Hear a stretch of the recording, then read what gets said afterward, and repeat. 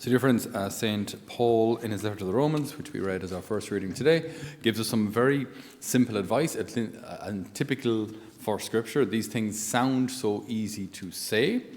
If, of course, we delve in a little deeper, we can maybe discover that there are levels to this that mightn't be immediately apparent. But St. Paul says, okay, avoid getting into debt except the debt of mutual love.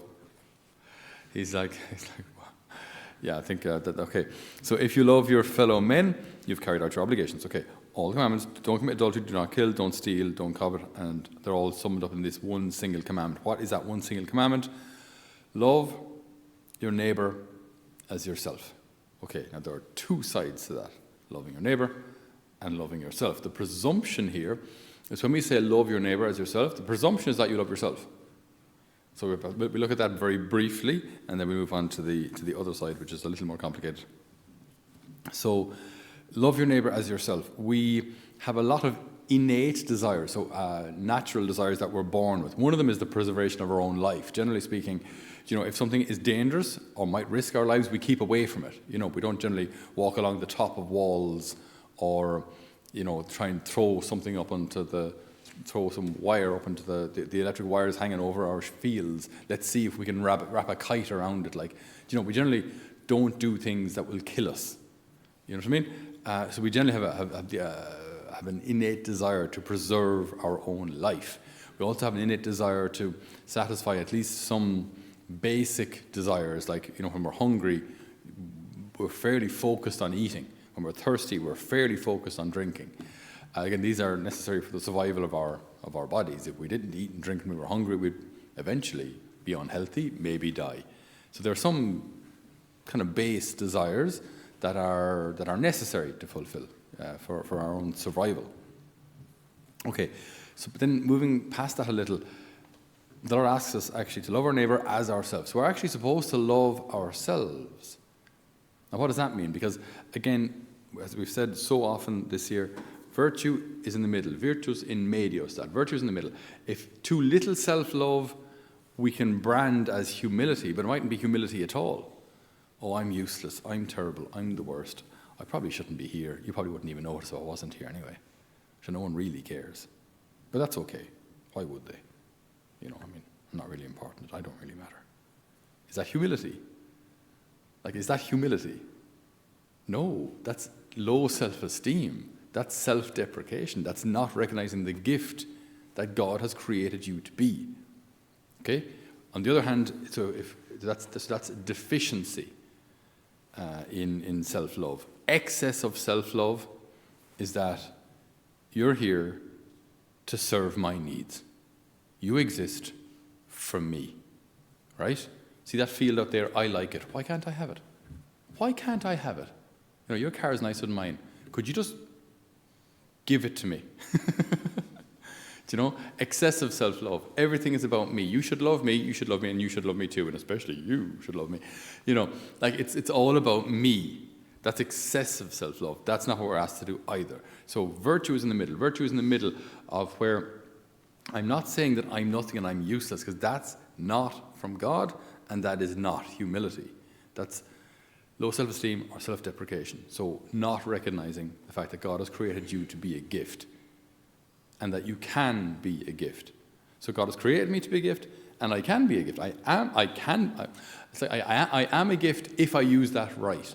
Okay, we'll look at that in a second. But we don't want to fall into the other extreme as well, where everything is about me, because it's not about you. The world will continue without you. It has continued without everybody in history. It'll continue without you. So the world does not revolve around you. You're important, but the world does not revolve around you. Okay, so love your neighbour as yourself. So the as yourself bit is important. We should love ourselves. We should do what's necessary to preserve our own health, to eat sufficiently and sleep sufficiently. Again, all these things balanced, At the same time, the world does not exist to serve my needs. Okay, there's an example, but if I give the example, I'll give away who it was, so I can't use that example. But yeah, so the world does not exist to serve my needs. I exist to serve others. Okay, how? So you must love your neighbour as yourself. You must love your neighbour. Now, that's one of those things when we heard in primary school, that just sounds lovely. Because in primary school, it's very easy to love. Because you don't invest deeply in friendships as a 6-year-old. Do you know what I mean? You don't share your deepest thoughts and fears and worries as a 6-year-old, because you probably don't have any. You haven't developed deep thought yet. You're just like, ice cream or not? Strawberry ice cream or chocolate ice cream? I don't know. You don't have deeper thoughts. As we get older, though, we do. And then there's this risk, you see, as we have deeper thought and we let people in, we have deeper feelings, deeper emotions, there's a deeper or a greater chance of getting hurt. Because now you've opened up a deeper level of yourself to someone, and they might see this deeper version of you, this your deepest thoughts and your deepest loves and fears, and go, all right, good luck. And after seeing the real you, walk away, and you just feel absolutely devastated, because if they saw the real me and don't or can't or won't love me, then maybe I'm not lovable. Then maybe I'm not good enough. And then we can have all these fears and complexes and traumas and so on and so forth. So love your neighbour as yourself. This is not easy. As I said, there's the loving yourself bit, hugely important. But then loving your neighbour isn't just loving those who are easy to love. Loving your neighbour is loving those who are difficult to love. St. Teresa of Calcutta says, spread love everywhere you go. Sounds easy. Next bit. Let no one ever come to you without leaving happier. And you might say, well, yes, I mean, there's John or Tom, and when they come to me, when they leave, they're happier. But then there's Michelle and Patrick and Shaniqua. When they leave, I make sure that they come down a step or two, right? Because they're so full of themselves. They need to come down a bit. You know what I mean? So I make sure that they know that they're put in the right place. That's what I do. Okay? That's not love. That's not love. So spread love everywhere you go. Let no one ever come to you without leaving happier. Okay, then that's a really good thing to meditate. Okay, because I mean, I love my mom, I love my husband, wife, I love my kids, but the neighbour, jeepers, drives me mad. The music at night, and then their rubbish comes over the wall, and their cat always strays into our place, and then there's the fella I work with, and he drives me spare, keeps robbing my biro, my pens off the table, and types on a computer like he's typing with 2 sledgehammers. Would you just, right? Love that person. That's the person that we have to love. There. The person who you find difficult, the person who drives you mad, the person who doesn't do their work well, the person who,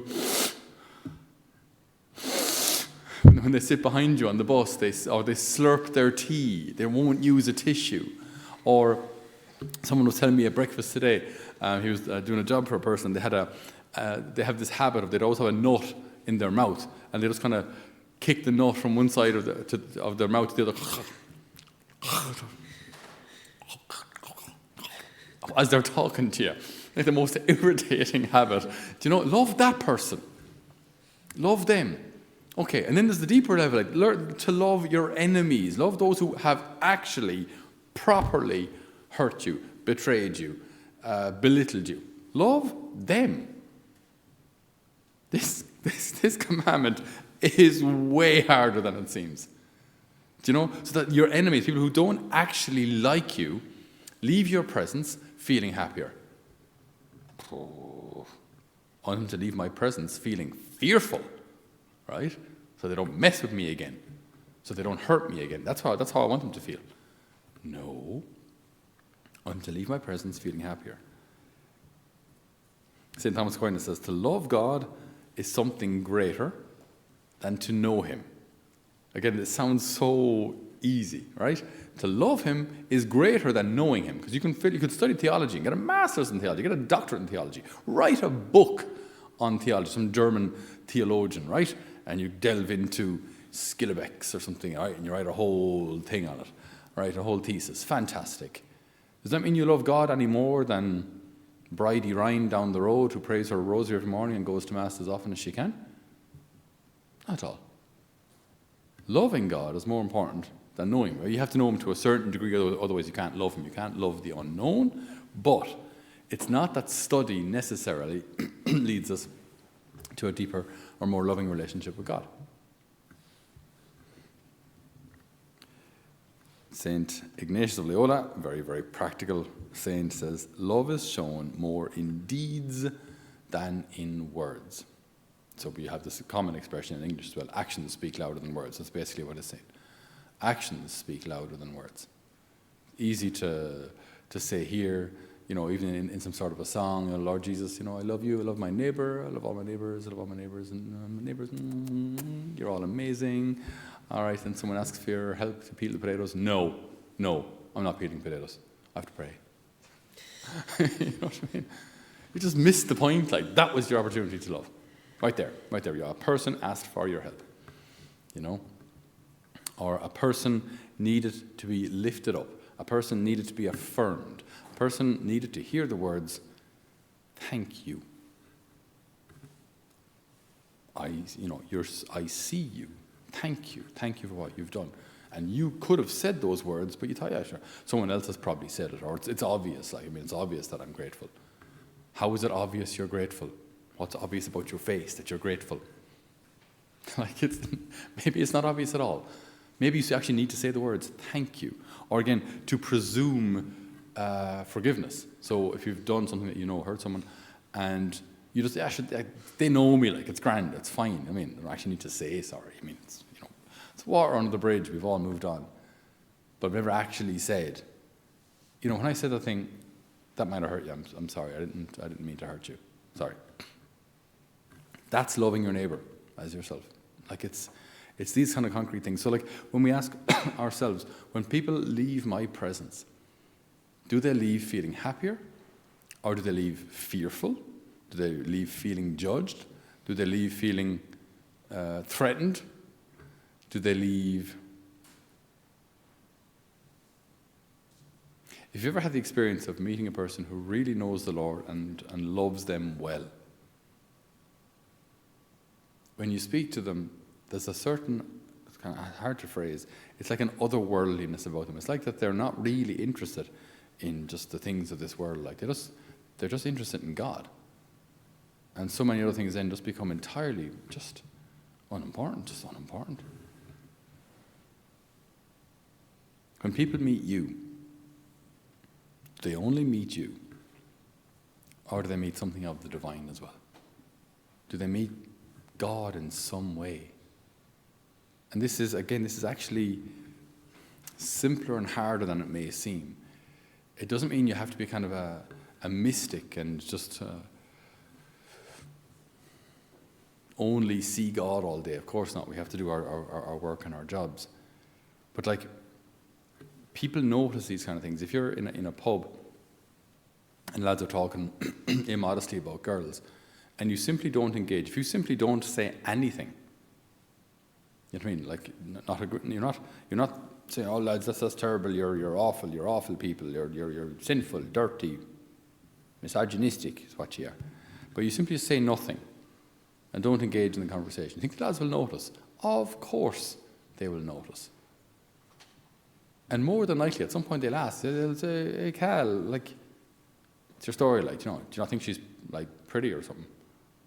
And then there's your opportunity. I think she's pretty, all right. Yeah. But, if I think she's pretty, I might ask her out as opposed to undressing her in my head. And you find a way, maybe not quite as sassy as that, but you find a way of standing your ground, and then the lads will know. We don't talk like that in front of him. When I walk around with the collar, I've told the story before. I sometimes go to the hardware store to pick up screws or timber or broken toilet parts. And whenever I go dressed in my collar shirt, which is 9 times out of 10, things seem normal to me. When I don't wear this shirt, if I'm in the middle of a job and I go wearing jeans and a t-shirt, I suddenly notice that everyone is swearing around me. Because when I wear the shirt, people don't swear around me. Even the lads behind the counter or other customers, they don't swear when they see a priest shirt. But when I'm just in jeans and a t-shirt, they do. So when we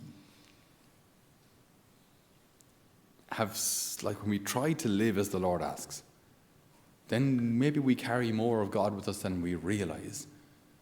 And maybe we can actually be a much greater influence on our friends than we realize. This is all mission. And this is all loving our neighbour as ourselves. So for our own meditation today, it's just, I think, hugely important to bring to the Lord, to the light of the Lord's love, both sides of that commandment. Do I love myself as I should? I mean, do I accept myself as a gift? Or do I listen to all that negativity in my head that says, I don't matter, I'm not important, I can easily be replaced, no one really cares? Do I listen? Do I choose, and this is a choice, do I choose to listen to those voices, or do I choose to listen to the voice of truth? And it is a choice. It is a choice. I choose who I listen to. Because when I'm feeling low like that and feeling sad, empty, I can choose to come to the Lord and say, Lord, what do you think here? Or I can choose to sit and listen to that negativity. It is a choice. It is a choice. So do I love myself? And then do I love my neighbour as the Lord would? Not just the easy people who are easy to love, people you can't help but love. I mean, it's easy to love children or babies. I mean, they're just helpless and lovely. Okay, but to love the person who is difficult, your colleague, your neighbour, maybe even a family member who drives you mad.